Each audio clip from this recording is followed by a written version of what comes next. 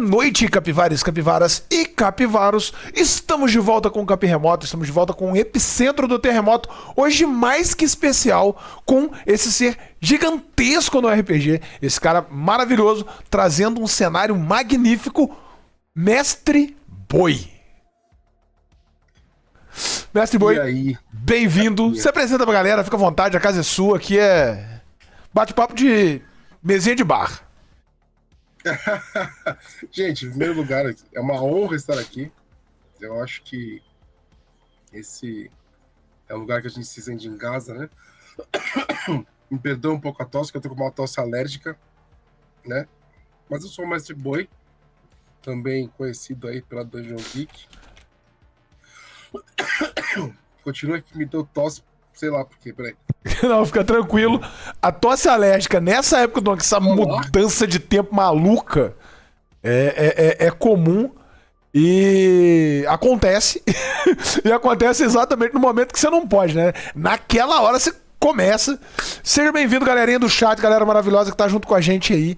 Vou agradecer aqui já de antemão, dedo segundo, e galera do Dungeon Geek 21 que acabaram de seguir o Cap Remoto. Mozão, Camila Mack que tá aqui com a gente já. Galera do Ideias Arcanas, Leandro Jardim, Odissei. E tem mais alguém que já falou comigo aqui, o Tio Changas. E também o nosso mago maluco, o Igor, que já tá aí no chat com a gente também. Já se preparem pra fazer pergunta, solta pergunta, porque aqui o Epicentro do Terremoto ele tem um formato bem diferente das entrevistas normais que você vai encontrar pela internet. Isso aqui é um bate-papo. Mesinha de bar, sabe? Aquela mesinha de metal que é armada na frente da calçada. Só não tem cerveja, porque se eu gritar pedindo cerveja, a patroa vai me bater e vai mandar as crianças vir me bater junto.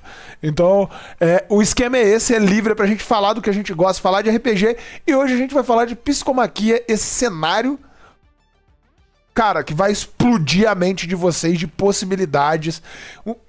Altamente incrível. Eu sou suspeito porque eu tô apaixonado pelo cenário pra poder falar. Tá melhor, Boi? Eu acho que agora vai. Foi eu falar e começar a tossir, né? A tosse tá sacaneando aqui hoje, né? A mudança de tempo tá castigando a nossa geração. Ai, meu Deus do céu. Parece que eu tô com o house na boca pra ver se melhora. Acho que agora vai. Vamos lá. Vamos lá. Olá, eu sou o Boi, também conhecido como Mestre Boi. Eu tô nessa caminhada faz um tempinho. E a minha grande maluquice no RPG é criar mundos. E acho que Psicomaquia é um dos que mais, sei lá, mais eu sair fora da caixa, né? Não sei, o Dudes que leu a parada pode dizer mais também.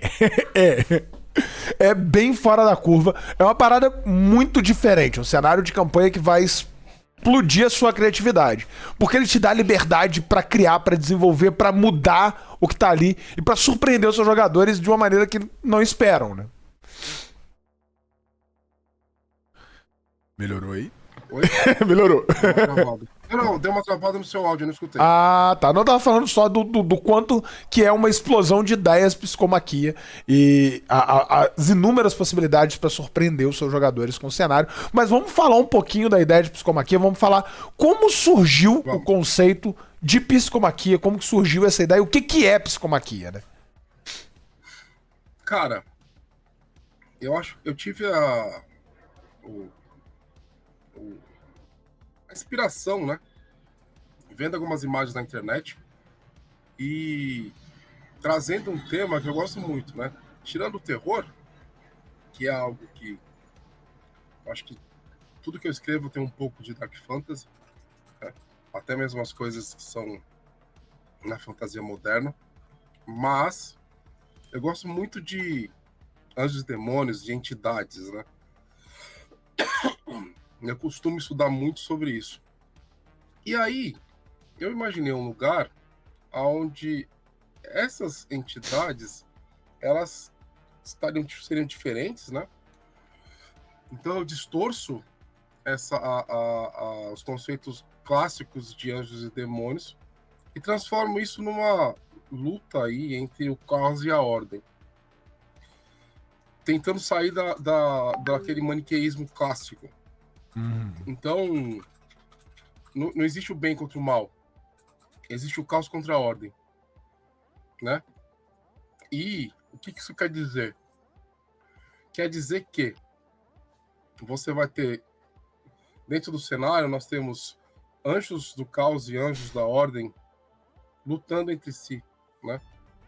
Porque o bem e o mal ele é muito relativo, né? O que é bom para alguma pessoa pode não ser para outra, né? Então, tentando sair dessa linha moral das coisas, eu trouxe para o caos e para a ordem, que são conceitos primordiais e essenciais do universo, né? O caos é ali da desordem, mas a ordem ela tenta organizar esse caos, né? Então, partindo desse princípio, eu imaginei um mundo, né, que tirasse em torno disso. E quando você cria um mundo para D&D, né, você tem a sua liberdade que o SRD permite, que são os termos ali. E o SRD ele não permite que você use os planos. Então, eu resolvi criar o meu Planescape, né? O meu multiverso, né? E fez a junção dessas coisas que fez que na minha cabeça surgisse um mundo como o do Psicomaqui, entendeu? Não, entendi. E todo esse conceito de caos e ordem que ele surge nessa bilateralidade que gera, né? Porque o bem e o mal é um conceito que a gente já tá muito acostumado. Na hora que você pensa em ordem e caos, a pessoa tem que se colocar numa posição que nem sempre ela consegue conceitualizar com facilidade. Como é que é pra você, assim? Como é que foi a inspiração desse ordem e caos como opção direta? Uma das coisas eu falo que me trouxe muito a lembrança dessa briga entre o caos e a ordem foi Lobisomem Apocalipse. Com o caos da criação, que todo mundo vê como benigno dentro do cenário, e não é, que é o Wild. E eu falo de Lobisomem Apocalipse porque o Boi também gosta muito do cenário de Lobisomem da White Wolf, então eu acho que isso é interessante ser comentado. E quando você tem a Ordem, que é o Weaver, que realmente está lidando com o outro lado ali. Se você tirar a Wyrm do cenário, cai muito dentro do conceito da Weaver e da Wild, nesse caos de criação versus ordem versus caos, né? No próprio Lobisomem, a treta começa entre a Wild e a Weaver, né? Elas é o caos e a ordem, né? Como a Weaver não consegue controlar o caos, ela vai corromper o final do ciclo que é a Wyrm. Então, obviamente que eu vou beber dessas fontes, né? Não tem como não beber, né? Cara, Lobisomem foi o primeiro jogo, né? Eu comecei a jogar RPG em 88. Mas o primeiro jogo que eu consegui completar uma campanha do começo ao fim, com os meus jogadores, né, mestrando, foi Lobisomem. Eu comecei no ritual de iniciação de um grupo. Eu fui até o rank 5. Né, todo aquele bonitinho, aquele caminhozinho. Foi o primeiro jogo. Então, é impossível não ter um carinho, uma nostalgia relacionada com isso, né? É óbvio que uma das grandes dificuldades que eu acho que todo mundo que está no projeto tem, tá? É que muita coisa nós não encontramos referência. Tem muita coisa que eu sonhei. Tem muita coisa que tá na minha cabeça. Eu não consigo achar referências. Então, eu não sei para quem que foi, mas eu desenhei num paintbrush da vida um palitinho para dizer o que eu queria em algum momento. Entendeu? Porque a gente não tem essas referências, né? Então, assim, entender o que é o caos como essência pura do universo, do multiverso, é algo muito difícil, né? Eu tava... Uma das tarefas que o Guilherme da Retrobug me deu foi criar uma timeline do cenário, né? E essa timeline, ela vai começar, na verdade, antes do caos existir, né? Então ela se inicia nesse momento, antes do caos, antes da ordem, antes da contagem do tempo. Então, o que existia antes do tempo ser contado? Saca? São essas, vou falar filosofias, né? É uma discussão filosófica, porque é a mesma coisa que você pensar em gregos ali parados em volta discutindo, em egípcios ali reunidos, sentados no meio ali das áreas ali de estudo deles, analisando o mundo e falando, cara, o que existiu antes de tudo existir? Porque se existe, assim, se você considera que em algum momento algo começou a existir, né? O que tinha antes disso? Eu chamei de estado de nulidade. Saca? Então você tem um momento de pura estática e nada.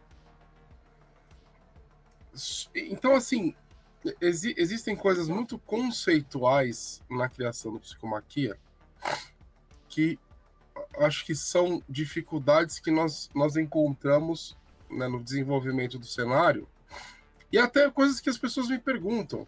Então, pô, como é que funciona tal coisa? Sei lá. Deixa eu sentar e ver. Né? Sei lá. E aí eu começo a pensar em como as coisas funcionam, né? A gente está criando uma ilustração agora, porque a ideia que nós temos é que cada etéreo, né? Eu chamei essas criaturas tanto... O que foi? Peraí, que eu devo precisar da chave. Deve estar ali dentro. O que você vai fazer? Onde eu estava? Criando os etéreos, falando da arte. Isso. Então, uma das artes que a gente está fazendo é uma criatura etérea que ela tem ligação com o lodo orgânico, que é resultado da morte de criaturas orgânicas. Saca? O que significa isso? Entendeu? Ainda está sendo criado, desenvolvido essas questões. O cenário ele tá em desenvolvimento ainda, né? Ele está em desenvolvimento porque a história dele começa em 2019, antes da pandemia. Eu fazia algumas coisas para uma editora, que hoje é falecida, e essa editora, ela pediu para que eu fizesse uma aventura. Eu fiz, ao invés de fazer uma aventura, eu fiz uma proposta de criar um mundo. E comecei e criei o Psicomaquia, o conceito e o manuscrito inicial. Desse manuscrito, porque tem até hoje, teve um longo caminho e mudanças muito radicais, porque uma das paradas que as pessoas falam, tanto o Guilherme, quanto o Lucas, que é o mestre taverneiro, quanto até o Matheus de 10 Arcanas aí, é que eu crio coisas para os mestres. Eu acabo não pensando na experiência do jogador. Hoje eu penso, tá? Mas, inicialmente, né, no modo geral, eu fazia uma coisa muito legal, incrível para o mestre levar para o jogador.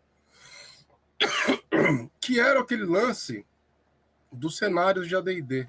Né? Eu acho que, em termos de world building, os cenários antigos de AD&D, eles são obras-primas, né? Sim. Ravenloft, Dark Sun, Spellcaster, Planescape, Spelljammer não. É, Warhammer não. eu lembrei, foi o Dark Sun. Também é um cenário. O Dark Sun é um negócio incrível, né? A quantidade de material que eles lançavam no passado para basear esse world building era algo que você viajava pelos mundos, né? Que eles criaram. Então, só que eles eram materiais feitos muito mais para os mestres do que para os jogadores, né? E é assim que eu criava as coisas. Então, foi muito importante no desenvolvimento do Psicomaquia ter essa visão do mestre, só que começar a entender que se eu quiser, né, ser um criador de mundos com sucesso, né, tudo é um ciclo de aprendizados, né?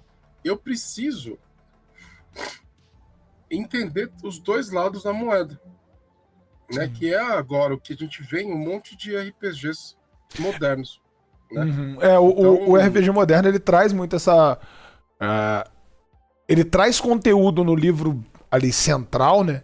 Não só voltado para o narrador entender o livro e repassar para os seus jogadores da forma que ele entende, mas sim para que o jogador possa pegar aquele livro, ter conteúdo para ele também, compreender e ampliar a experiência dele como jogador. Né?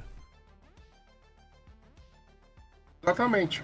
Tanto que, se você vê o D&D 2024, né? Ele é todo feito de uma linguagem diferente, né?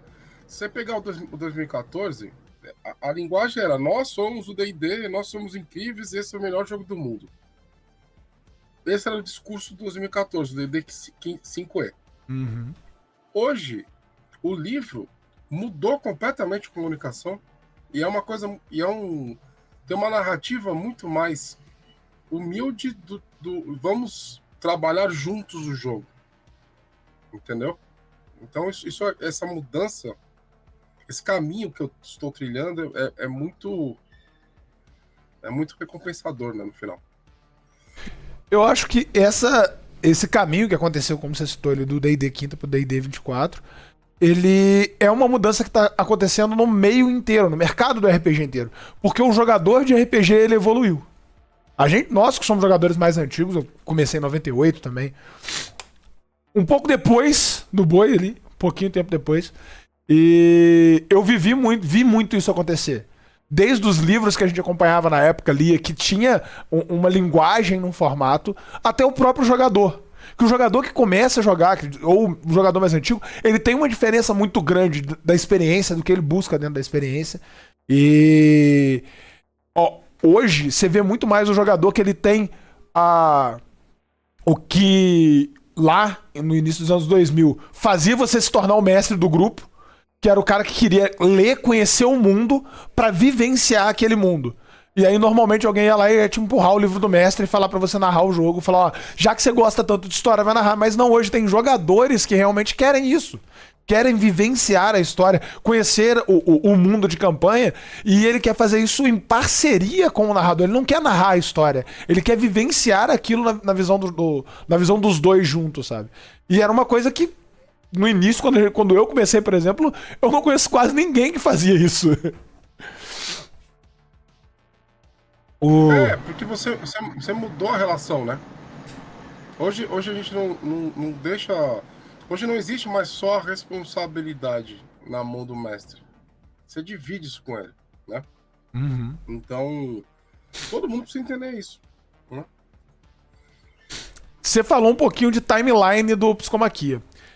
O jogo, apesar de ter todo esse início que você já passou pra gente da nulidade, a gente vai jogar no momento entre que o caos e a ordem está em conflito, né? O cenário ele tá acontecendo no momento do caos e a ordem tá em conflito. Uma coisa que quebra pra mim um preceito que eu via em muitos jogos, em muitos de campanhas, que todo mundo de campanha que você vai ler a história do mundo, ela começa com: no início existia alguma coisa, o caos e a ordem, ou o bem e o mal, entraram em conflito, e agora eles estão em paz, tá tranquilo e a gente pode viver. Não, agora que você tá vivendo é no meio do caos, no meio das coisas acontecendo. Exatamente. Não, e assim, né, eu não consigo mais gostar né? De cenários que misturam muitas coisas, né? Eu vejo muito... Existe muito cenário que fala assim, a criação é dos deuses. E eu não curto mais esse tipo de fantasia, entendeu? Desse lance greco-romano de criação do universo. Então, Zeus chegou e falou, vou criar tudo, né? Eu sei que não foi bem assim no grego, mas... É meio que, tipo, tá com as palavras diferentes, mas é exatamente isso que acontece. Mas assim, você tem uma criação de mundo feita pelos titãs, né? No grego. E os deuses, Zeus, Hades, Poseidon, eles vêm depois para meio que lapidar tudo isso, né? Então, assim, só que são deuses, são divindades que têm pensamentos humanos, têm emoções humanas. E criam um ser humano, criam tal coisa. O elfo é criado pela deusa dos elfos. Os anões são criados pela forja de não sei quem. Eu não aguento mais esse tipo de coisa. Então, como a gente... E eu acho que deveria ser uma busca de todos que querem criar mundos, de encontrar, né, uma linha original pro negócio, né? De você tentar encontrar um ponto de convergência que seja fora da curva. Porque o arroz com feijão tá aí, né? O arroz com feijão é servido, tem um monte de cenários que são assim, mas eu acho que o importante é você buscar coisas que são diferentes, né? Temáticas diferentes, né? Por exemplo, eu não aguento mais, né? Até ouvi o El falando de coisa nórdica, eu não aguento mais história nórdica. É uma palavra que eu não aguento mais ouvir falar, é de mitologia nórdica. Vou falar que, tipo, eu gosto de alguns mitos nórdicos específicos, mas os últimos 20 anos, os caras pegaram aqueles 3 pedacinhos de terra, espremeram tudo que podia e empurraram pra nossa goela abaixo. Foi série, filme, livro, desenho animado, tudo. Todas as mídias estavam extremamente poluídas com isso. Eu acho que uma das coisas que eu converso muito com alguns amigos meus aqui de Juiz de Fora, um dos grandes impactos desse monte de cultura nórdica que foi jogada em cima da gente nos últimos 20 anos é o Tupini Viking. É o Viking brasileiro, que é uma parada que é uma piada, mas que virou um conceito na cabeça dessas pessoas. O cara não consegue entender esse tipo de coisa, mas ele não consegue olhar pra o Brasil, olhar para o que tem aqui dentro e falar, isso daqui é bom. Não, ele tem que engolir aquilo tudo. E foi muito da cultura nórdica, antes disso foi muito da cultura grega. Greco-romana foi pra quem cresceu nos anos 80, 90, toda semana tinha um filme que relacionava com a cultura greco-romana ali, de alguma forma. Tinha uma novela que falava de alguma coisa desse tipo. Então isso incomoda demais, desgasta a gente. Eu gostei muito do Psicomaquia nesse conceito primordial ali, porque, cara, o caos e a ordem estão num conflito eterno deles. Não deu tempo ainda pro que tá aqui embaixo se estruturar e se organizar, porque eles não estão permitindo, eles não têm equilíbrio suficiente para que qualquer outra coisa se desenvolva. E isso vai gerar todo o trabalho, eu já tô até passando à frente, para puxar para você explicar para mim não, né? Pra gente, falar pra gente sobre os lugares efêmeros. O quão complexo que é esse conflito e o impacto desse conflito nessa terra, né? Tá, vamos lá.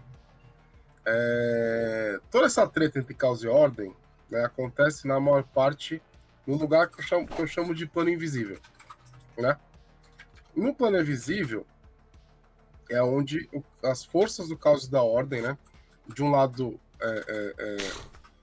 então, eu chamei os anjos de Elohim e chamo os demônios de Inferi.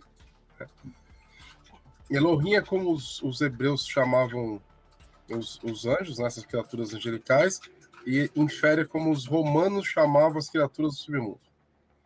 Tá? Então é assim que eu nomeio anjos e demônios. essas criaturas, elas vão guerrear nesse plano invisível e as emanações dessa guerra vazam do plano material. A guerra é tão forte, né, tão poderosa, que acontece isso.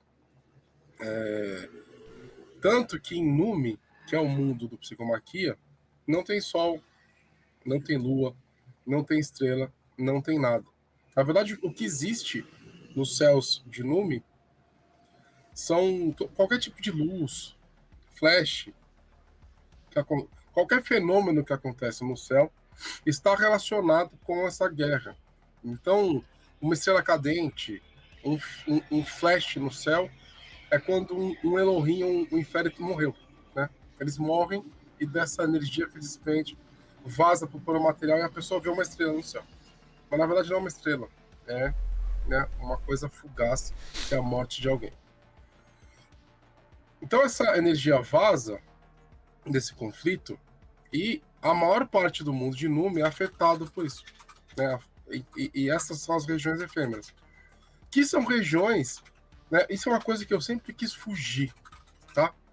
Daquele lance de ter terra devastada, sabe? Uhum. Então você tem, sei lá, porque isso já tem diversos títulos clássicos e consagrados que fazem isso, né? Você tem a Tormenta do Tormenta, você tem, sei lá, no Forbidden Lands tem aquele negócio vermelho também. Tem um monte de ideias de áreas devastadas. As efêmeras, elas não são devastadas, mas elas se transformam, por isso que elas têm esse nome efêmero. Então uma montanha vira tipo um rio, né? A geografia muda. E essa mudança da geografia, ela pode ser drástica e acontecer em questão de minutos. Tá? Pode levar, sei lá, meses, anos, e às vezes questão de minutos ou horas. Então a maior parte do mundo, isso é uma coisa que eu estava escrevendo outro dia. Não tem como você fazer um mapa de Númi, porque a geografia muda o tempo todo. Então o que era rio, de repente vira um deserto, saca? Então você não tem esse tipo de recurso do jogo, tá? Vocês vão ter coisas, obviamente, diferentes, que vão servir para você fazer viagem, mas quem joga em Númi tem que entender. Quem joga Psicomaquia vai entender que a maior parte do mundo é complexa em mudanças, tá? Essas são as efêmeras.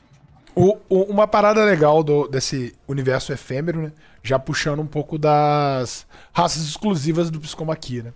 Espécimes exclusivos do Psicomaquia.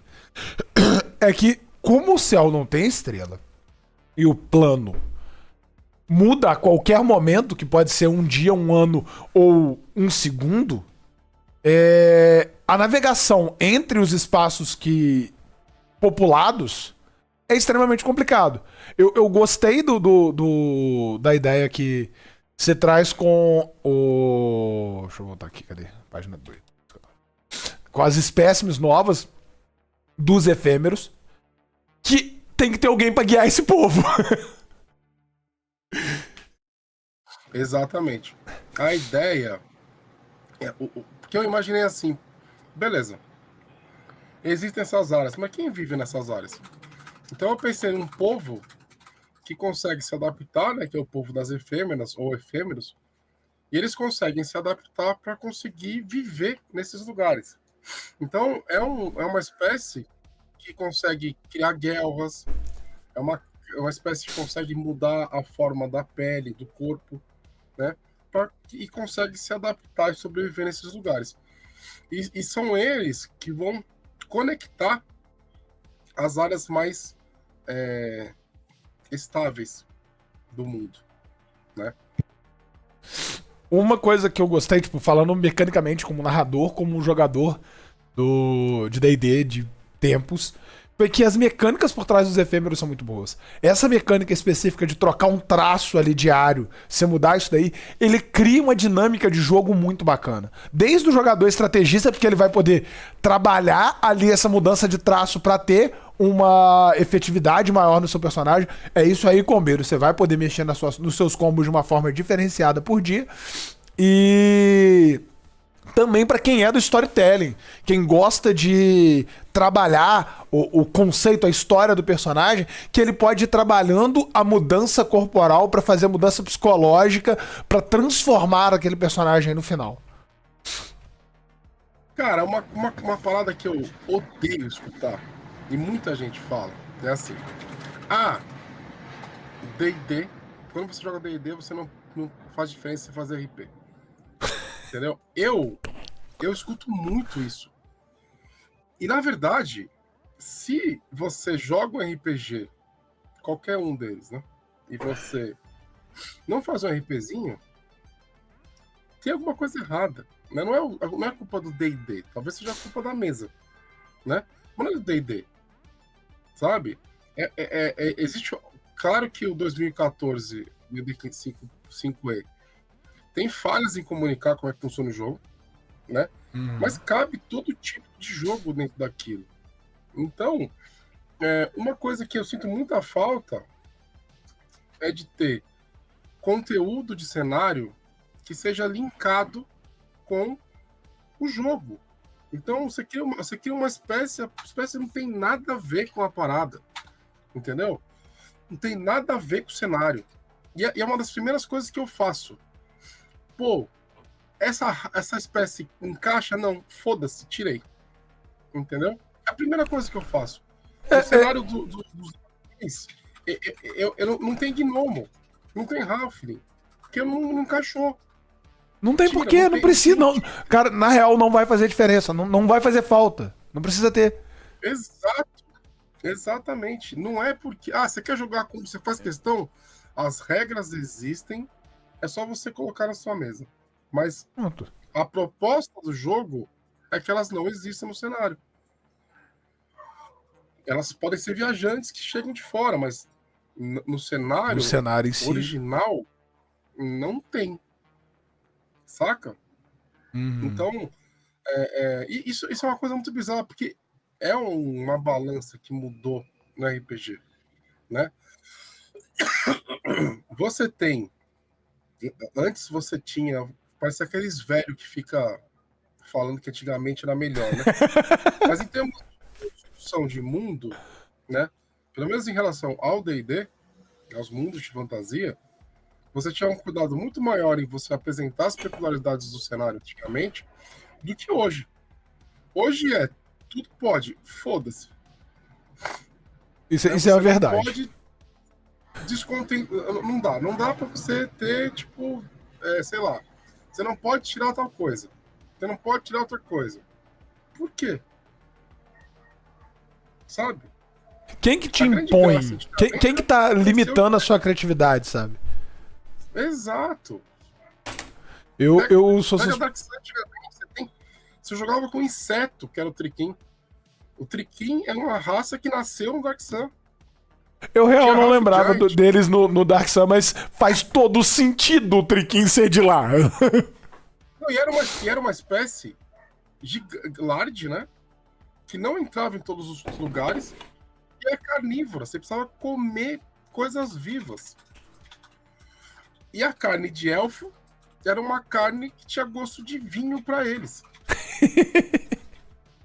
Saca? Isso é Dark Sun. Porque as peculiaridades estavam todas lá. Você tinha um Mu. O Mu era Ralph anão e Ralph humano. Saca? Que era aquela espécie super combativa. Entendeu? Enfim, você tinha várias peculiaridades e quando você encontrava um cenário novo, você se deleitava em conhecer e estudar as diferenças. Entendeu? Você saía do mais do mesmo. Exato, a balança mudou hoje, ninguém se preocupa mais com isso, entendeu? Eu vejo muito isso do mais no mesmo. Você vai procurar um cenário, você vai procurar informações sobre o cenário e de repente, tipo, tudo tá... aquele miolo ali é o mesmo. Pode mudar um nome, mudar uma coloração, nada mais do que isso. O resto é a mesma coisa. E eu sou muito suspeito pra falar, que eu ia comentar. Eu sou jogador RP.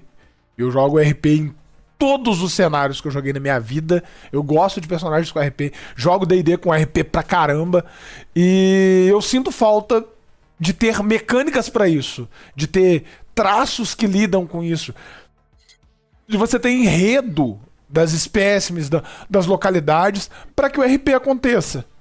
Você tem que ficar criando, desenvolvendo e, tipo, jogando informação em cima do seu narrador e implorando pra ele te devolver alguma coisa. Exatamente. Exatamente. Então, no desenvolvimento de psicomaquia, eu busco ter uma conexão com o cenário em cada aspecto em cada character option, né? Então você tem, por exemplo, em psicomaquia você não tem clérigo. Porque os etéreos, eles não se importam com a humanidade. Eles não têm aquela relação. E em Númi você não acessa as divindades do multiverso. Não existem. Então, quem que cura? Então, nós vamos desenvolver uma classe, que é o apotecário, que inclusive está no playtest. E essa classe é um farmacêutico. Faz sentido demais com... Não só com o universo de psicomaquia, mas faz sentido com o universo que é inspirado da D&D, que é a Idade Média e fantasia medieval. Cara, quem curava as coisas era apotecários. E você não tem nada com o conceito de apotecário em nenhum livro disso. Nenhum fucking livro. Não tem.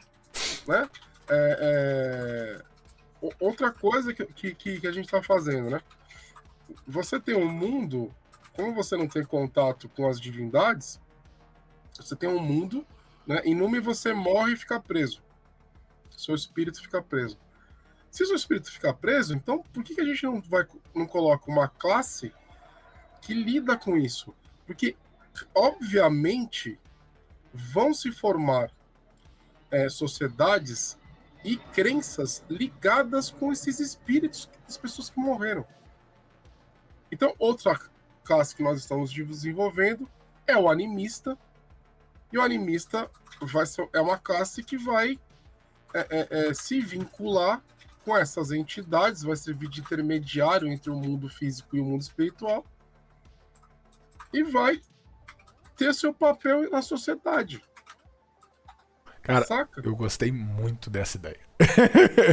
Trabalhar esse conceito de lidar com os espíritos ancestrais, lidar com os espíritos à sua volta. Você ter as nuances ali. Eu consigo visualizar algumas ideias de subclasses para você trabalhar tanto com a ideia dos ancestrais que você tá colhendo e tal, e com aqueles que vão trabalhar, que vai ser aquele NPC gostoso de se apresentar pro grupo, sabe? Que ele começa como um cara comum e de repente ele tá controlando uma horda para lidar com as situações a favor dele. Então, tipo, pô, dá pra trabalhar muita coisa em volta disso. Cara, tem uma classe que eu gostava muito das antigas, que era o Blade Singer, né? O Blade Singer era um paladino élfico, antigamente. Era um guerreiro de elite élfico, que conseguia, né, juntar. Era um fighter mage, né? Era um guerreiro mago. Juntava as duas coisas e virava uma coisa muito legal. Para você se tornar um Blade Singer, você só conseguia se você fosse elfo. Você tinha que fazer uma quest, tá? E só assim você se tornava alguém, um membro daquela classe. Saca? Eu lembro disso que era... Essas coisas não existem mais no RPG. No 3.5, que foi quando surgiu a febre das classes de prestígio, né? Todo lugar, toda revista de RPG que você via, todo livro, todo homebrew tinha uma classe de prestígio nova. Mas uma das coisas que eu gostava muito na classe de prestígio era pré-requisito. A maioria dos pré-requisitos era roleplayer. Eu gostava muito de jogar de Mago Necromancer. Ou eu jogo de Bárbaro ou eu jogo de Mago, é as duas classes que eu gosto. E o Mão da Morte, se eu não me engano, que era a classe de prestígio. O roleplay dele é que você tinha que ficar no meio dos mortos durante 24 horas pra sentir a essência daquele lugar. E só assim você conseguiria se transformar, arrancar a própria mão ali no meio daquela crise psicótica sua e colocar a mão de um morto no lugar pra você fazer a classe de prestígio. Você trazer isso pro jogo, você montar um mago, desenvolver o mago, chegar lá no sexto level. Pô, você chegava no sexto level de mago com 15 pontos de vida quando você tava muito bom. Tipo, caraca, eu tenho vida pra caramba. E aí você vai cair num lugar onde tá um monte de mortos. Que você não sabe se aquilo vai virar um morto-vivo, se não vai. Toda a preocupação até o caos de você entender o que é o negócio e encaixa. Cara, eu amava esses trabalhos. O juramento dos Cavaleiros Púrpuras e N outras classes, tipo Bárbaro Frenético, o conceito do frenesi ali em volta de você ter que ter perdido alguém pra ter lidado com isso. Nossa, eu gostava muito desse conceito. E é um conceito que se perdeu com as subclasses. A subclasse é uma parada muito legal, mas ela não tem conceito de RP. Então, mas ela não tem o conceito de RP, porque a impressão que eu tenho é que você não pode frustrar ninguém no jogo, né? Você não pode frustrar a pessoa. Então, ela pode fazer qualquer tipo de construção ali e mesmo que não faça sentido, né? Pra conseguir o combo que ela quer. É claro, você tá cagando regra, boi, não sei o que. Não é isso. É que eu sinto falta daquele personagem que, do primeiro ao 20º nível, ele tem uma construção como se fosse, sei lá, um livro. Sim. Saca? Sim. E eu não vejo mais isso acontecer. Né? A gente, no nosso grupo aqui de casa, né? A gente tem uma galera que sempre tá jogando junto, né? Que sou eu, Domi e tudo mais. As pessoas, elas não se empolgam mais com o D&D porque a coisa, ela fica muito mecânica. A impressão que dá é que o jogo te joga sempre para aquele lugar que é longe do RP, né? Então, eu sempre tô tentando puxar de volta. É um trabalho que o narrador tem que ter em volta, né? Mas não só o narrador. Né? O mestre, ele só mais um jogador. Né? Essa construção da história épica, essa construção da coisa. A gente, no Psicomaquia, eu pensei em várias mecânicas adicionais que pudessem trazer o jogador e o mestre para dentro do cenário. Entendeu? Uhum. Então, é sempre a minha preocupação. Tá? Você ter algo... uma fantasia sombria. Beleza, então a gente vai ter uma série de mecânicas relacionadas com medo, insanidade, né? A insanidade de um jeito que não seja capacitista, saca? Uhum. A insanidade de um jeito que tem a ver. Cara, eu joguei uma campanha muito longa de Call of Cthulhu. Beleza? Eu vi uma criatura num deserto. Eu rolei na tabela e fiquei com medo do mar. Saca?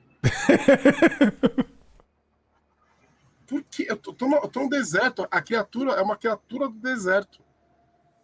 Por que diabos eu fiquei com medo do mar? Porque os antigos vêm de lá. Mesmo assim, não faz sentido. Não faz sentido.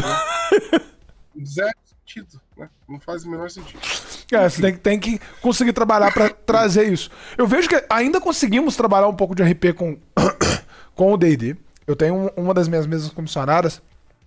Eu tenho um grupo que foi exemplar. A gente tá jogando Descido a Avernus. E o ranger do grupo optou num certo momento, tipo, desembolar ali na hora que chegou em Avernus, ele já tinha lidado com situações de morte, entidades entrando em contato com ele. Ele virou e falou assim, cara, ele já tinha feito 2 pactos com o Tiamat pra voltar, pra não ter que fazer teste de morte. Ele, cara, não faz sentido o meu personagem não pegar um nível de bruxo. Aí o grupo inteiro falou, cara, mas você é um ranger, você vai pegar nível de bruxo? Ele, cara, não faz sentido eu não pegar. Porque na história do meu personagem eu preciso desse level de bruxo. Porque não vai combar com nada aqui, não vai combar, mas é isso. E ele pegou o level, desenvolveu a ideia. No final, pra não dar spoiler pra galera que joga Descido a Avernus, tem uma situação que você vai pegar um item ali E ele escolhe ele pegar. E ele se transforma, quebrando os pactos de bruxo. Eu virei pra ele e falei assim, cara, você tem ciência que isso aqui acontecer dentro do RP. Você perde os seus níveis de bruxo. Você vai ter nível de classe de jogador, mas você não vai ter nenhum benefício da classe. Ele falou, eu tenho, e eu concordo. É a redenção do meu personagem.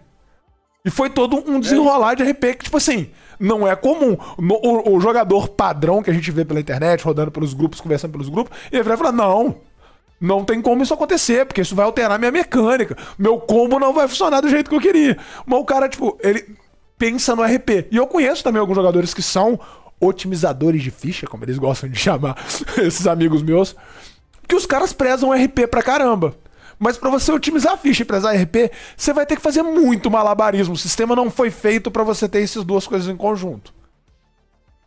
É uma parada meio delicada.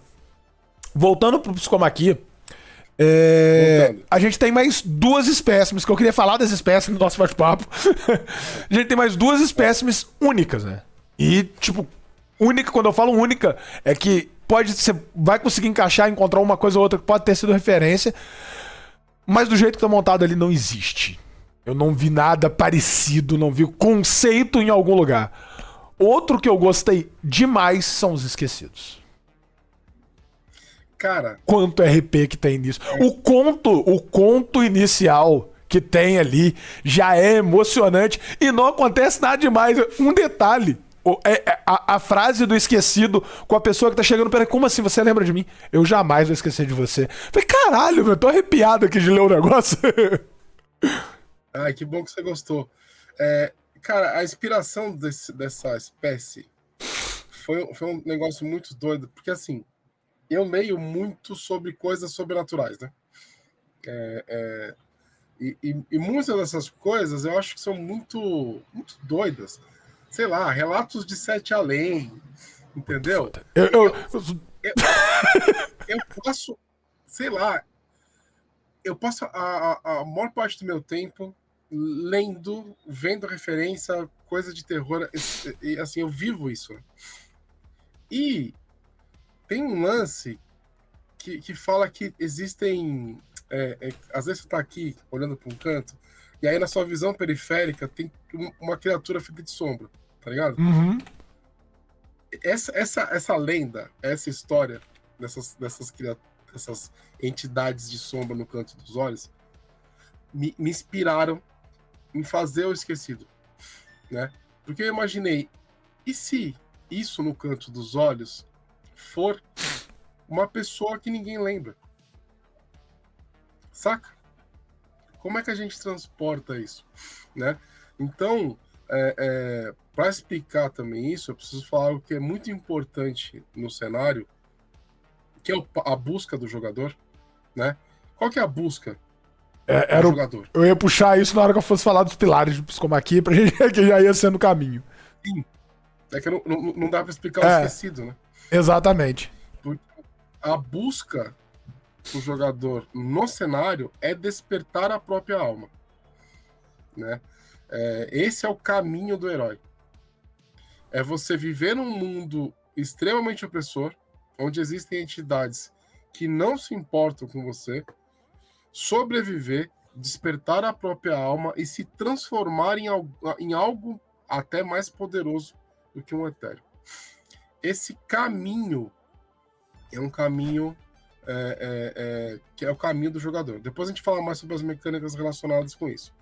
Mas o Esquecido é aquele que perdeu esse caminho. E ao perder esse caminho, ele acaba se tornando alguém que a própria realidade quer esquecer, né? E é isso. Então o Esquecido é alguém que precisa presentear uma pessoa com algo importante para que ela lembre dele. Isso é muito legal. Isso é muito doido, né? Eu fico pensando como é o início de um grupo com o Esquecido, sabe? Do Esquecido ali desesperado pra produzir alguma coisa, porque ele sabe que ele precisa daquelas pessoas pra continuar ou qualquer coisa, e se ele virar pro lado, elas vão esquecer quem eles são, ele vai ter que fazer todo o processo de novo. Então, tipo, ele correndo pra fazer alguma coisa, olha, segura isso daqui, por favor.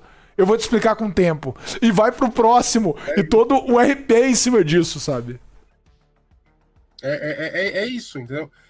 Isso é que eu sinto falta, né? E uma coisa muito legal que você falar das espécies é que a gente fez um evento, foi um desafio D&D, né? Com prêmio no final e tudo mais. Eram 5 mesas.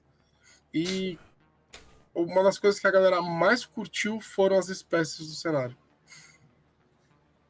Porque, Entendeu? cara, as espécies Então- são muito boas.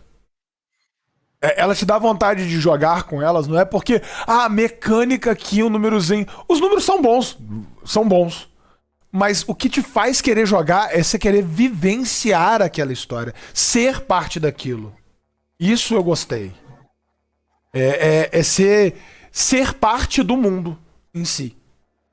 Isso é uma coisa que eu gostei muito. E Os Esquecidos foi um traço desse detalhe que é um carinho pra um drama, lembrando que, tipo, é Dark Fantasy. Então, tipo, tudo isso é mais pesado, tudo isso é mais duro, mais denso. Ele vai ter impactos com... Tipo, eu imagino que você tá jogando e de repente o Esquecido ele chega no lugar e uma pessoa que era muito próxima dele agora é o vilão daquele lugar. E aquela pessoa não lembra dele, ele vai ter que lidar com a situação da pessoa não lembrar. É isso aí. É isso aí. Cereja do bolo. E a outra espécime que a gente tem são os máscaras pálidas. Cara, eu sempre quis jogar de fantasma, cara. E aí surgiu o Máscara Pálida. Eu tenho uma fixação pelas Onryo, eu não sei se é assim que se fala, que é o espírito vingativo das lendas japonesas, que é um espírito normalmente feminino. A Sei Samara qual que é. uma Onryo. Aham. Eu tenho até um Que Lego. gracinha, meu Lego. Eu já tinha visto o Lego dela, velho. É muito bonitinho. Ó a fitinha. Ó, cara, eu gosto pouco, sabe? Meu... tá, o meu Jedi Killer e o meu Darkseid fica na frente do computador pra tomar conta. Pra lembrar, né? E aí, eu juntando isso com a própria lore do mundo, né? Você morreu, você tá preso. Tem um monte de entidade, né? Que são os etéreos, que fodendo com tudo. Por que alguns espíritos não voltam e tentam se vingar, né? E aí você junta isso. E visualmente falando, eu trago um pouco aqui da referência do Estúdio Ghibli, daqueles fantasmas com máscara, e aí sai o Máscara Pálida, entendeu? Foi daí que surgiu, né? Muito maneiro. Então, é uma espécie que se você quebra, sua máscara quebra, você precisa fazer algo para voltar, né? Voltar a se reanimar, você entendeu? Então, eu gosto de todas as espécies, tá? Inclusive as que vão vir depois, né? Mas Curioso já. As duas, tanto os Máscaras Pálidas quanto os Esquecidos, eu tive um momento ali que ficou legal. Cara, eu gostei muito das três que estão no playtest. Pra galera que tá aí no chat, tá trocando ideia com a gente, vou mandar o link de novo pra você pegar o playtest e já dar uma olhadinha, já preparar pra se jogar. Por favor. Joguem. E todas as três espécimes eu gostei muito das mecânicas, do background, da história que tem, o enredo que se faz com ela. É muito, muito maneiro. E também a classe do apotecário que a gente já falou. E agora chegou o momento da gente falar do que é os pilares de Psicomaquia. O que estrutura isso, né? E... Peraí, cara. Você já começou a falar do despertar da alma, que é o início. Isso. Como que vai funcionar essa mecânica do despertar da alma? Como é que vai ser esse passo a passo? Porque dentro do que você explicou ali inicialmente, e a gente imaginando que cenário, esse mundo, ele tá nessa etapa em que o caos e a ordem ainda estão em conflito, então ainda não se estabilizou as coisas, e quem desperta a alma pode elevar-se a ter um poder maior do que essas entidades efêmeras ali, essas entidades da ordem do caos, seria a lembrança do que é o conceito dos primeiros deuses de muito dos planos de batalha. Dos mundos, né? Plano de batalha, dos mundos de campanha. Que, em algum momento dessa ordem do caos, eles fazem uma jornada a alcançar esse poder superior para organizar as coisas. É isso. Mas assim, vamos lá.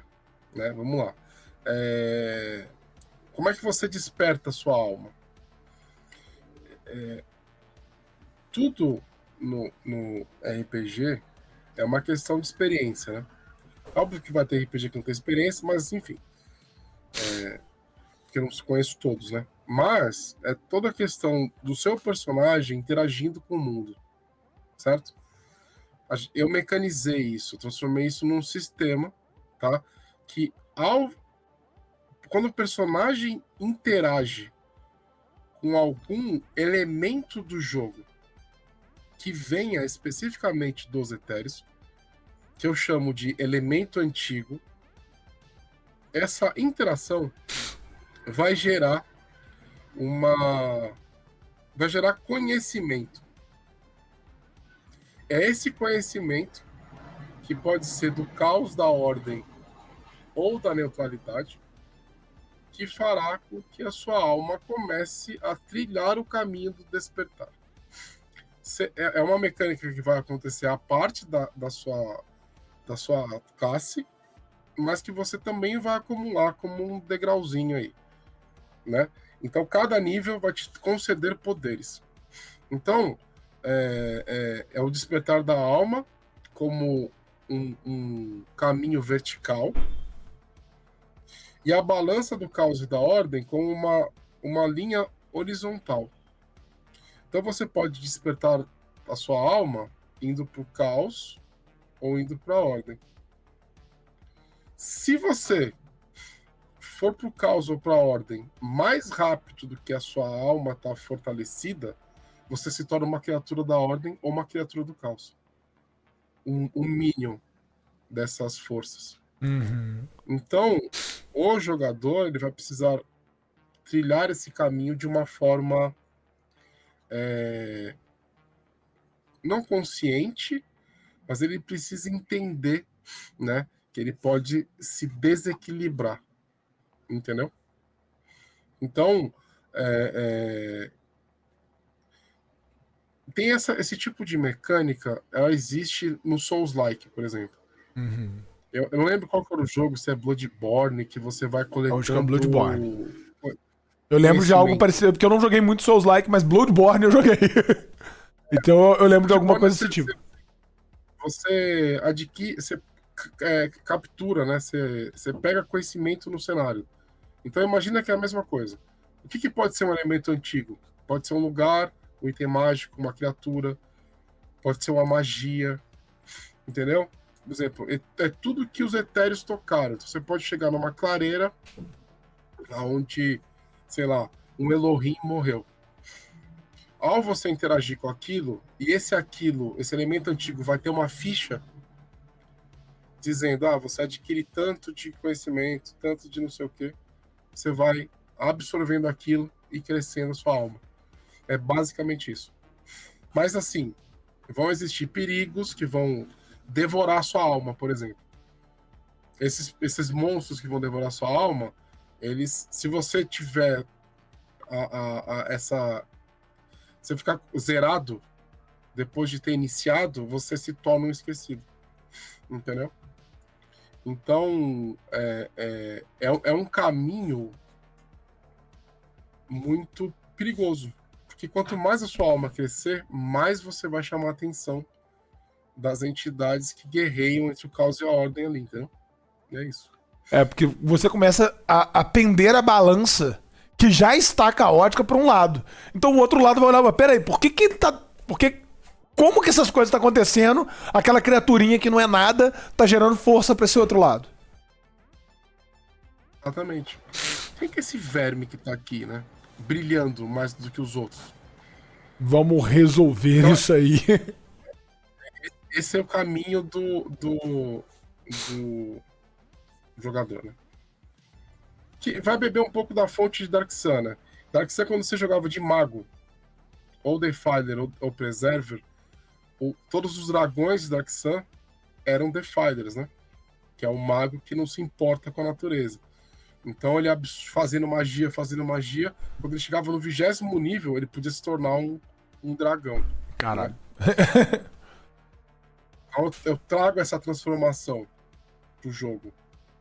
O outro pilar que você coloca aqui é os elementos antigos, que você já explicou, e que é muito maneiro, porque, cara, isso explode a mente do narrador num patamar tão grande que você consegue fazer uns encontros diferenciados, que você vai conseguir fazer um drama daquele cenário que tá chegando com o que tá se aproximando atrás de você, porque você tá chegando perto desse lugar, com guardiões que protegem aquele lugar. Tem muita coisa que você pode trabalhar, então, tipo, é libertar a sua criatividade em patamares muito amplos.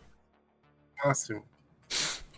O outro pilar é a estética do cenário que eu deixei pra gente puxar aqui. Que, beleza, já falamos muito de Dark Fantasy, mas ele tem mais um outro pilar que é o horror estranho. Estranho. É um conceito que não é tão falado, tão divulgado, né? Exatamente. Mas vamos lá. Algumas referências aí. Nós temos as obras do Clive Barker. Cá vem. Entendeu? Hellraiser. Ah, eu sou péssimo com nomes. A galera que acompanha já sabe. Você tem também, sei lá, se você pensar alguma fantasia estranha, tem as paradas do Tim Burton, né? Aquela estética estranha. Tem uma série, é porque eu não vou lembrar o nome, porque tá assistindo essa série, é a Loca. E eu quase. Hoje em dia eu assisto muito pouca coisa de série, eu acompanho as séries por ela. Ela assiste, me conta, e eu gosto, pesquiso uma coisa ou outra. E eu não consigo lembrar agora o nome da série. É uma série que meio que os terráqueos foram para um outro planeta, um planeta alienígena. E diferente de tudo, esse planeta é um planeta alienígena de verdade. Deu uma travada na minha câmera aqui. Voltou, normou? Voltou. Normalizou. E algumas criaturas que ela apresenta ali são magníficas. Cara, tem uma arraia carnívora que ela não vive no mar, mas sim no céu, como se fosse um pássaro, e ela abraça enrolando. Tipo, digere a pessoa. Tem plantas que... O cara que criou as criaturas, o cara virou e falou assim, eu vou sair de tudo que é o normal. Tipo, tem uma semente que passa a parasitar a pessoa e vira um monstro gigante utilizando o seu corpo, e no final ele, em vez de te matar consumindo o seu corpo, ele te embrulha e te transforma num feto. Você vira um feto dentro da criatura. É isso. São essa linha, né? Porque quando eu pensei nos etéreos, eu não queria que o cenário tivesse um monte de demônio com chifre, asa de morcego, garra, sabe? Eu quero coisas diferentes, entendeu? E é uma verdadeira... É um desafio muito grande passar isso, por exemplo, para os ilustradores. É um desafio. Momento que eu parei imaginando o ilustrador, ouvindo tudo esse parado assim, falando assim: tá, você tem referência? Não. Consigo fazer um desenho aqui de palitinho pra te mostrar. Por exemplo, que você deu lá no início da conversa do bate-papo. Aí o cara tá assim, palitinho. Mas, olha, eu consigo te passar cor. Cor te ajuda? Eu consigo te passar cor, eu consigo te passar textura. A Amanda, ela seguiu aqui o negócio, não sei se ela tá no chat, mas foram conversas e conversas com a Amanda para chegar aonde eu quero chegar, saca? E tem muito estudo. Então, por exemplo, o negócio que eu estava estudando em outro momento, aquelas poses que você vê em imagens sagradas, as poses das mãos. Das mãozinhas, a posição de braço e tal. Apontando pra cima, Os selamentos. Todas essas poses têm um significado. Todas elas. Então, são essas paradas que eu estudo, saca? Então, os símbolos. Como é que é um símbolo caótico? Saca? Então, um exemplo aqui. Essa ilustração foi o Torquato que fez, que é um outro ilustrador, mas ele fez a etéreo do gelo, né? E qual que é o símbolo do etéreo do gelo? E aí ele deu uma ideia que ficou muito foda, que foi usar o floco de neve se desfazendo, desordenado, saca? Então esse é o símbolo dela, porque ela é uma criatura do caos, entendeu? Uhum. Então é um desafio cada uma dessas criaturas. Porque Caralho. eu não quero cair na mesmice do anjo com a auréola ou o demônio com o chifre. Eu acho mais legal quando foge desse padrãozinho greco-romano, Europa centrado ali, que tipo, olha, tudo é assim. Tudo é loiro do olho azul. Todo mundo é loiro do olho azul, com cabelo comprido e rosto barbeado. E você olha e fala, cara, por quê? Entendeu? E trazer outros conceitos, mexer em outras coisas. Então, essa estranheza pra tudo. Então, por exemplo, como são os itens mágicos? Aí eu vou beber de certas fontes. Por exemplo, sabe a Arca da Aliança? Uhum. A Arca da Aliança é um baita do item mágico, correto? Sim. Só que é um item mágico que você não consegue carregar sozinho. Então, os itens mágicos de psicomaquia, que eu chamo de relíquia etérea, são coisas que os etéreos usam. Então pode ser, por exemplo, o braço de um anjo, de um Elohim. Saca? Pode ser algo do tamanho da Arca da Aliança. É o grupo que vai ter que carregar essa parada. Você quer usar? Então vai ter que levar todos juntos. Exato. Então são essas. E assim eu vou questionando todos os padrões da fantasia convencional. Entendeu? Ah, você vai ganhar uma espada mágica? Não, você vai ganhar o dente de um etéreo. Isso pra mim é muito divertido. Porque esse conceito de, tipo, o item mágico nada mais é do que a parte de alguma coisa que você vai ter que desenvolver uma maneira de usar. Isso é legal, isso é divertido. Porque não é só bati no monstro, caiu no chão, eu pego e continuo andando igual um videogame. Não. Eu vou ter que compreender aquela essência, olhar pra aquilo e falar, beleza, tá aqui, agora a gente usa como? A gente já sabe o que faz, a gente usa como? Então isso eu acho legal. Não tem nada mais cansado, não tem nada mais cansativo pra mim do que esse caminhozinho, tipo a lojinha de item mágico. Porra. Eu entendo ainda o conceito da loja de poções, porque é o mesmo conceito do apotekário. O cara faz poção, ele vai vender poção. Ok. Exato. Agora, o cara não... Eu tenho uma loja que eu vendo espadas mágicas. Tá, você é mago e ferreiro? Você contratou um ferreiro pra ficar forjando enquanto você fica lançando magia, em vez de você estudar? Você real fez isso? Tipo, por quê? Você passou a vida inteira estudando e virou pra assim, meu sonho era ser dono de uma forja. Você lembra daquele suplemento da terceira edição chamado Weapons of Legacy? Sim, sim. Que apresentava uma série de itens mágicos que tinham história. Uhum. E aí você adquiria um desses objetos e você tinha que participar da história do objeto. Pô, você vai... Uma espada mais 5? O que é uma espada mais 5? É a Excalibur, cara. Não é qualquer espada. Você entendeu? Mas trazer isso pros jogadores sem que o cenário te apresente isso é muito complicado. Na hora que você pensa, tipo, 3.5 e o que era o universo de Forgotten em 3.5. A brincadeira no meu grupo, lá em 2003, quando a gente jogava Forgotten, era que se você chutasse uma árvore em Forgotten, caía um item mágico. É tipo isso. E aí, você trazer pro jogador que ele precisa trabalhar esse conceito, se o grupo não fosse muito centrado com as ideias de jogar ali, de desenvolver personagem, nossa, tinha jogador que virava assim, cara, não, velho, só quero comprar uma espada. Só quero uma arma melhor que a minha. O cara não chegava e virava assim, pô, você tem uma arma melhor que a minha? Cara, o que é uma arma melhor que a sua? É uma arma que corta. Exatamente. Não, é melhor que a minha. Ela é mais 2. Falei, cara, mas você vai perguntar pro dono da loja se ele tem uma arma melhor que a sua, se ela é mais 2?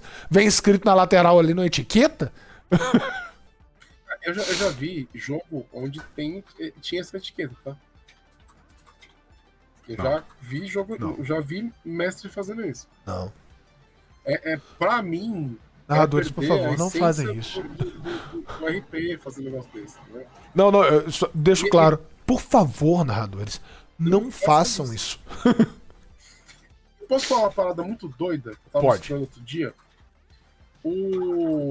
A arma mágica nos primórdios do D&D, lá no comecinho, ela era mágica porque ela conseguia afetar aqui no plano material e em outro plano.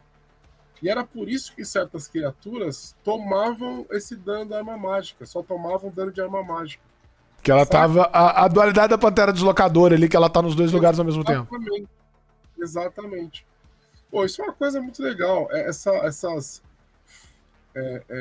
São formas de você contar a história. Os itens mágicos também são assim, né? Eu lembro a minha alegria quando eu conseguia algum artefato nomeado, saca? Entendeu? Nossa, encontrar o artefato nomeado, fazer a história do personagem pra buscar aquilo, desenvolver, até mesmo os grupos de RPG, os narradores, desenvolverem itens com esse conceito. Porque o narrador, eu vivenciei muitas histórias onde o narrador virava pra mim e falava, olha, você tá aqui o tesouro ali, você matou o monstro, conseguiu vasculhar o lugar, achou um baú, e ali tá uma espada. Você vê que ela é mágica. Falei, pô, beleza. E aí?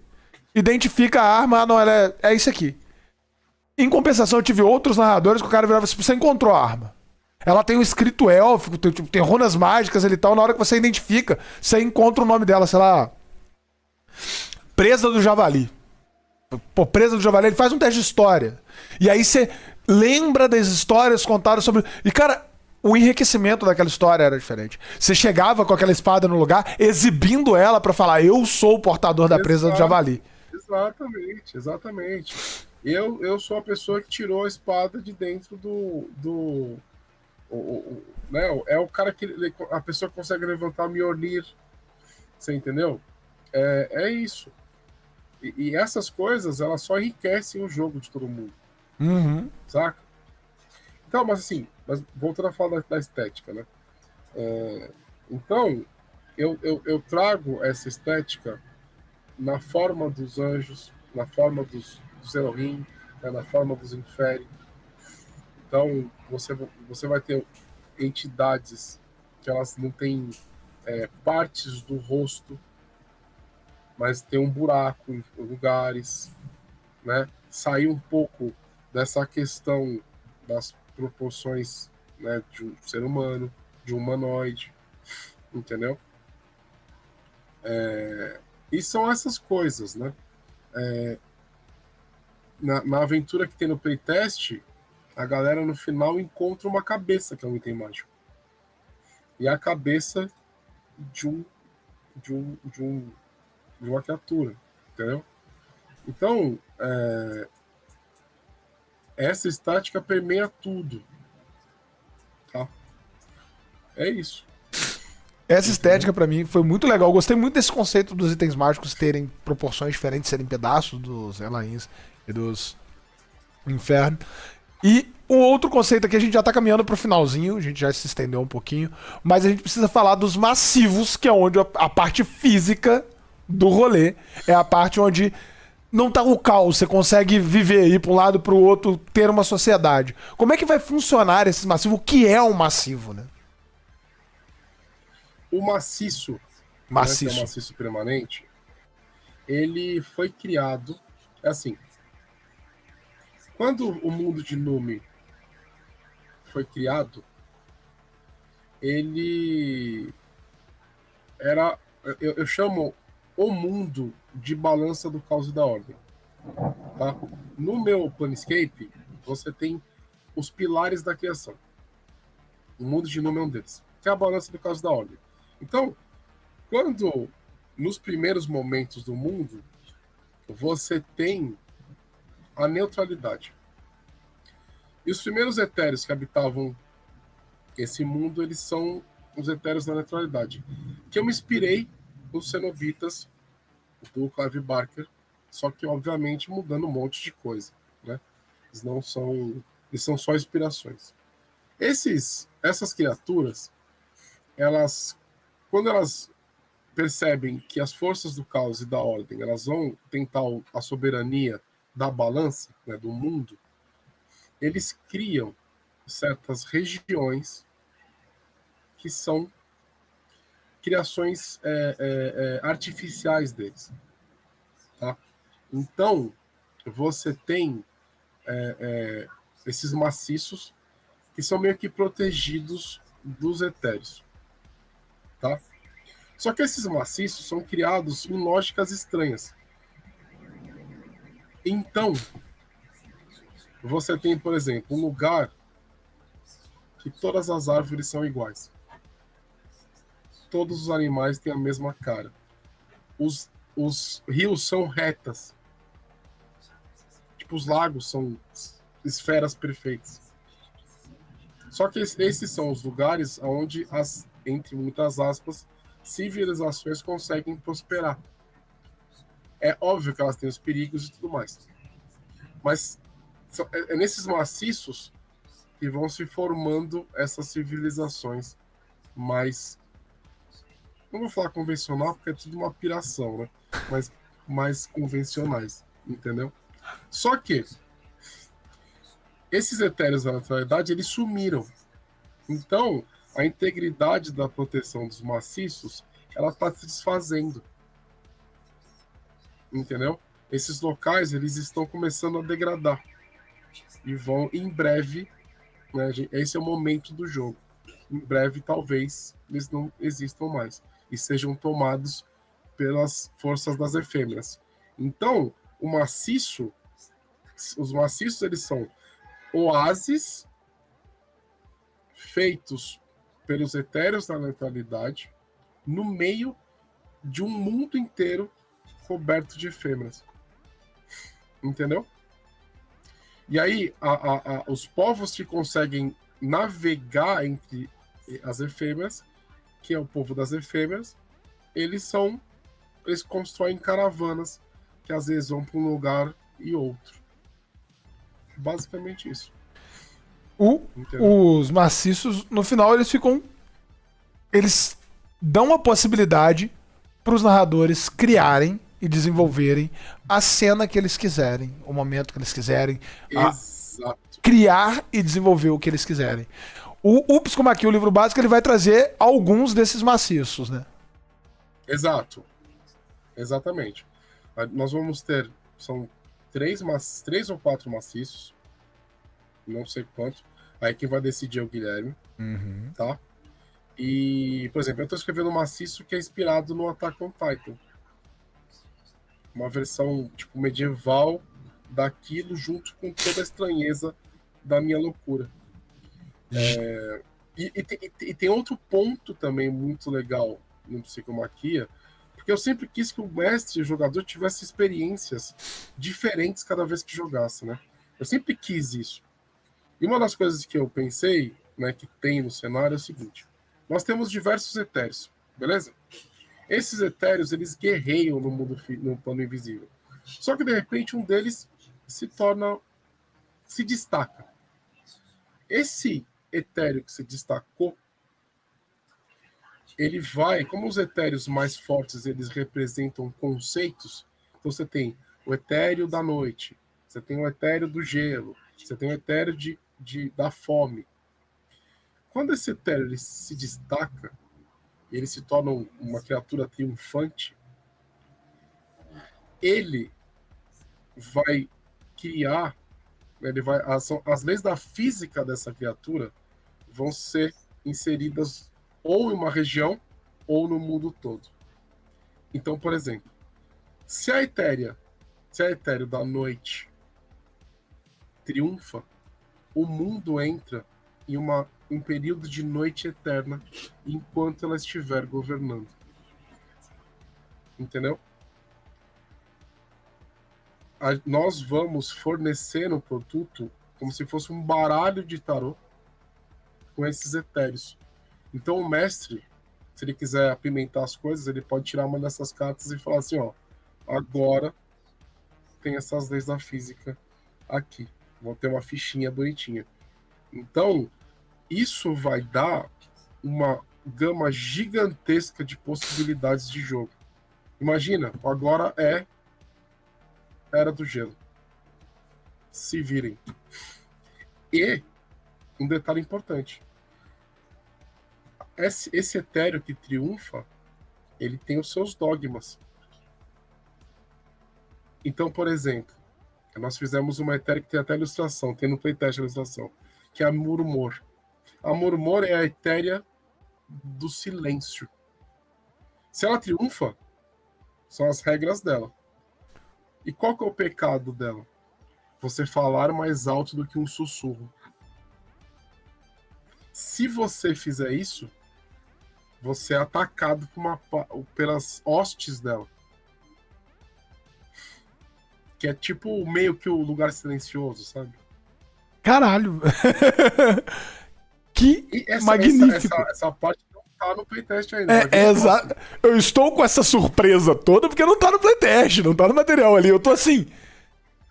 Um pequeno spoiler de presente. O impacto disso é gigantesco, gigantesco. Posso falar do Melanina?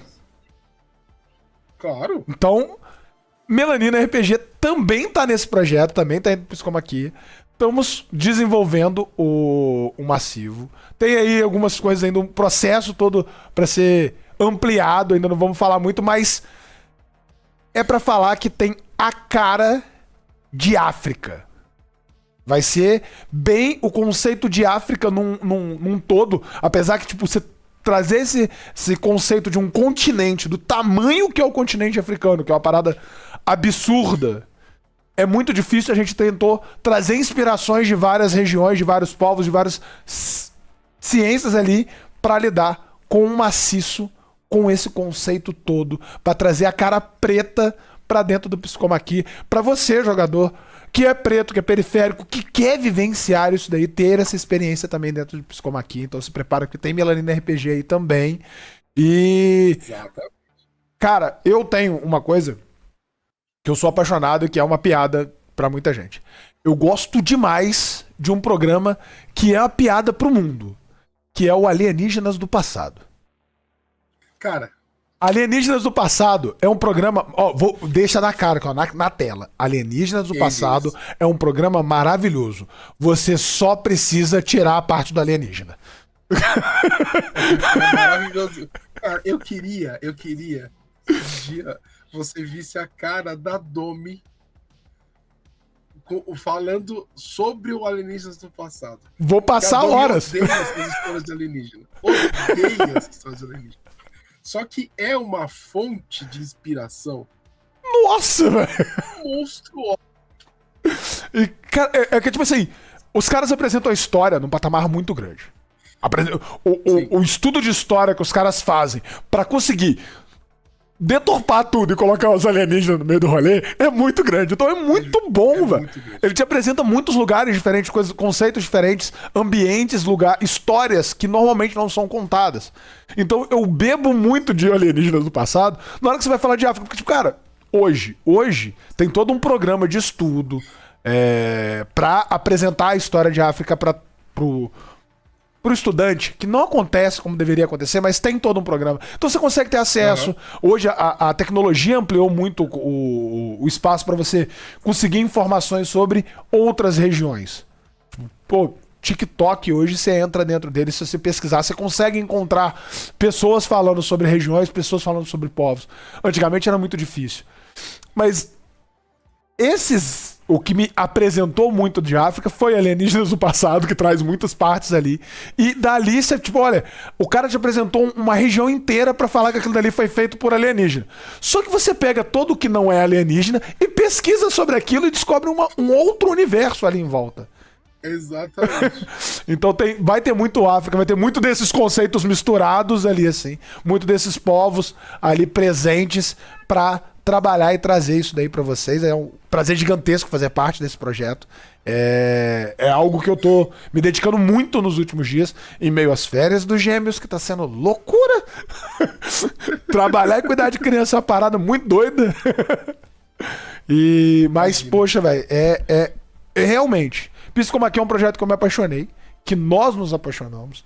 Muito da galera tá junto, tá comprando essas ideias, tá querendo colocar esse projeto pra frente e demonstrar a grandeza do que é esse projeto. E eu espero que ele se destaque cada vez mais da agora em diante. Bom, nós estamos chegando aqui no finalzinho, então eu deixo pra você, tem algo que você queira falar mais de Psicomaquia, algo que você queira falar mais de você e dos seus próximos projetos. Gente, quem quiser me acompanhar, @omestreboy no Instagram e em outros lugares. Também @DejoGeek21, que é a nossa marca de eventos. Então, se quiser participar. Nós fazemos encontros há 10 anos na cidade de São Paulo, em uma game store chamada Omniverse, que a gente faz encontro de RPG com várias mesas, você pode sentar e jogar. Eu preciso mestrar, né, Psicomaquia lá. Tá difícil encontrar um tempo, mas enfim, vamos tentar. E me segue o Psicomaquia, né? Acabei não falando, né? Segue também o Psicomaquia RPG.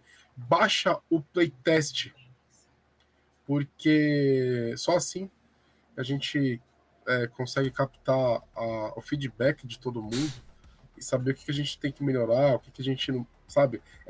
A gente precisa que esse teste aconteça.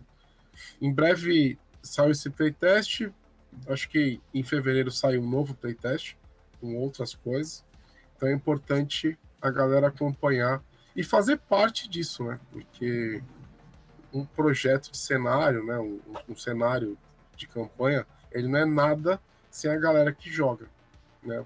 A coisa que eu mais quero na minha vida é que as pessoas leiam o que eu escrevi, as histórias que eu contei e que se apaixonem, né? Eu tenho que agradecer muito ao Dudes, ao pessoal do Melanina, né? Que eu faço parte também, por me abraçar, por sempre ser um lugar que eu tô entre pessoas tão queridas, e agradecer o espaço aqui, agradecer que o Melanina topou fazer um maciço Melanina. A honra é minha, sou eu que tenho que agradecer imensamente tudo que vocês fazem por mim, tá? Então, muito obrigado. E é isso. Nós é que agradecemos por tudo que você faz pelo RPG, porque cara, se vocês tiverem noção da quantidade de projeto que o Mestre Boi tá ali no meio ali, dá uma procuradinha nos créditos que vocês vão ver ali, ó. Tem Mestre Boi espalhado pra muito livro de RPG na sua prateleira e você não sabe disso. E cara, são muitos projetos, muitos trabalhos, e isso enriquece gigantesco o meio do RPG. Você é gigante e é um prazer gigante pra nós do Melanina ter você junto com a gente pra enriquecer ainda mais e trazer essa força das pessoas pretas, pessoas pardas, pessoas periféricas que estão no meio do RPG, que estão aí se desenvolvendo e que muitas vezes são apagadas sem querer, discretamente, por algumas outras pessoas que estão aí no meio pra gerar esse impacto, né? Então, brigadaço por isso tudo. Galera, pra você que gostou de Psicomaquia, gostou do nosso bate-papo, quinta-feira que vem, 21 horas, a gente vai ter a aventura introdutória do Psicomaquia, Horror em... Cadê? Deixa eu pegar aqui que lembrar o nome direitinho. Horror de Erdrat, Falei certo? Horror de Edrate. Com pessoas magníficas jogando com a gente. Vou pegar a nossa lista aqui de jogadores. Bonitinho. Porque temos presenças ilustres com a gente. Nós temos o Igor, o Mago Louco, jogando aqui com a gente. A Adriana, cara, que é do meu... O Igor vai jogar e tá empolgadaço. Empolgadaço. O Igor, o Igor ele tem uma voz de locutor. Sim. Desculpa, te interrompi, desculpa. Não. Cara, é bate-papo de mesa. Você sempre pode interromper. Pode até derrubar a caneca de cerveja pro lado. Eu não tenho caneca de cerveja, não vou derrubar, porque se eu derrubar eu apanho. E com a gente também vai estar a Adriana, a nossa rainha caixa, que tá sempre no chat aqui junto com a gente jogando, e que tá presente em vários canais agora representando o Capim Remoto, jogando aí. O Augusto, dos Santos and Dragons, que é uma galera que aluga board games aqui na cidade de Juiz de Fora, ele tá junto com a gente. E o Ogro, que jogou em vários canais aí também, teve sempre presente no meio da galera, vai estar aqui jogando. Então, e quem vai estar narrando isso tudo? Eu. Então, vem assistir o Dudes com Dark Fantasy, que eu gosto pra caralho, com horror, que é... Horror em D&D é algo que é muito gostoso de fazer. É muito gostoso fazer horror em D&D, então vai ser isso, vai ser horror, vai ser toda essa estranheza trabalhada junto. Então cola com a gente. Quinta-feira, 21 horas, é a primeira parte, vai ser dividida em 2 partes pra gente fazer com calma, trabalhar todo o conceito dessa aventura. E na terça-feira, dia 21, às 19 horas... Acho que é 19 horas mesmo. Se for diferente, vai sair na publicação nas redes, então segue a gente nas redes. A gente tem um novo Epicentro, um bate-papo com a galera da New Order, falando de Kingmaker. Então cola com a gente pra vocês conhecerem ainda mais essa aventura fantástica de Pathfinder, segunda edição. Kingmaker, né? Foda. Eu gostei demais. Cara, é muito amplo aquilo. É muito grande. Não, e é do jogo de PC. Sim, sim. O jogo de PC eu não cheguei a jogar. É um puta jogão. Eu não cheguei a jogar o PC. De um jogo. Eu tava pra... Depois que eu vi, eu joguei um outro jogo do Pathfinder. Eu não lembro qual é o nome dele. É o Wrath of the Righteous, é isso? Eu não lembro, não consigo lembrar. Nomes é uma dificuldade à parte da minha pessoa. Como nome de matilha aqui no canal, eu tenho aquele que sempre erra os nomes. Porque eu nunca acerto o nome de ninguém. Ai, velho. O PH Autarquia. Que eu não consigo acertar o nome dele. Todas as entrevistas eu falei o nome dele errado. Ai. E eu deixei agora só falar errado mesmo. Tô nem aí. E desculpa pela tosse, hein? Não, que isso, fica tranquilo. Galerinha, eu vou ver uma raid aqui e rapidita pra gente saindo. Muito obrigado a todos vocês que estiveram com o Capim Remoto até agora. É um prazer gigantesco. Espero vocês na terça-feira e na quinta-feira que vem. Pra você que tá na plataforma vermelha, não esquece de curtir, deixar um comentário o que você achou. Se você tem alguma dúvida de Psicoma aqui, deixa aí que a gente vai responder. E compartilha com seu coleguinha, conta pra ele tudo. Fala pra ele, dá uma lida, olhar. Fala pro seu narrador, apresenta pro seu narrador, apresenta pros seus jogadores, apresenta pra todo mundo.